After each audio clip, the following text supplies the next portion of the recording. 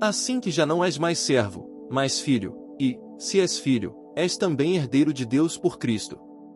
Gálatas capítulo 4, versículo 7. Graça e paz, irmãos amados em Cristo.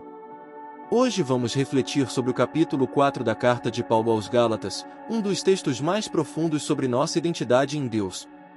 Neste capítulo, o apóstolo continua combatendo os falsos ensinos legalistas e revela algo extraordinário. Em Cristo, não somos mais escravos da lei, mas filhos de Deus, e mais do que isso, herdeiros.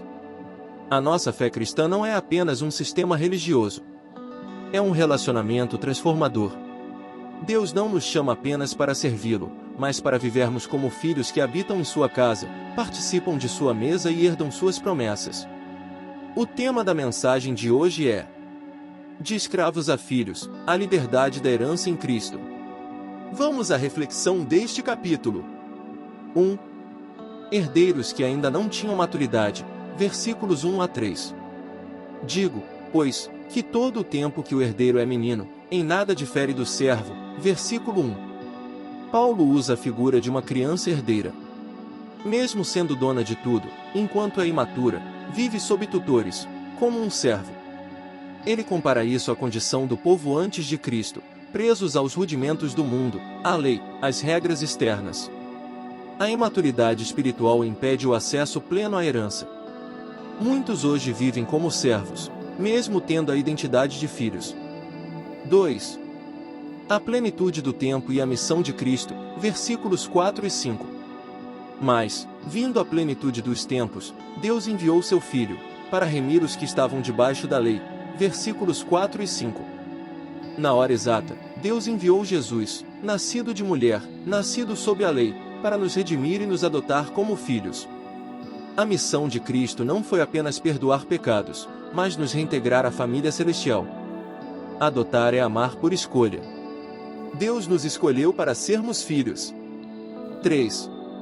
O espírito de adoção, versículos 6 e 7. E, porque sois filhos, Deus enviou aos vossos corações o espírito de seu Filho, que clama, Abba, Pai.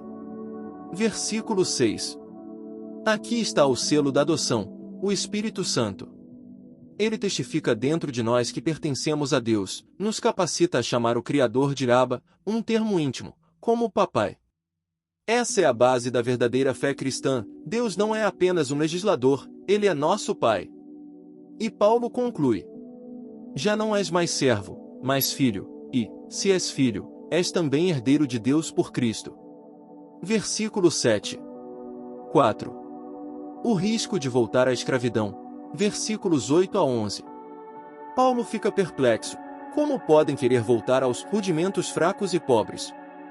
Ou seja, por que trocar o relacionamento com o Pai por regras externas, festas e cerimônias que não salvam? Muitos hoje ainda vivem um evangelho de aparências, de medo, de esforço humano, e se esquecem que foram chamados para viver como filhos livres e amados. 5. A dor pastoral de Paulo, versículos 12 a 20. Paulo relembra seu carinho pelos Gálatas, fala da doença que teve, e de como foi bem recebido por eles. Agora, sente-se como uma mãe em dores de parto, desejando ver Cristo formado neles. Essa expressão é poderosa, Cristo formado em vós. O objetivo da fé não é apenas crer em Cristo, mas tornarmos-nos como Ele. 6. Sara e Agar, duas alianças, versículos 21 a 31. Paulo conclui com uma alegoria: Sara, livre, e Agar, escrava. Sara representa a nova aliança da promessa, Agar representa a antiga aliança da escravidão. E ele diz com ousadia: nós somos filhos da livre, e não da escrava. Ou seja, vivemos pela promessa, e não pela performance. Aplicações práticas do dia a dia. 1. Viva como filho, não como servo. Deus não está esperando sua perfeição, mas seu coração. Pare de se relacionar com Ele com medo ou culpa. Ele é teu Pai. 2. Maturidade espiritual traz liberdade. Enquanto somos imaturos, vivemos como servos.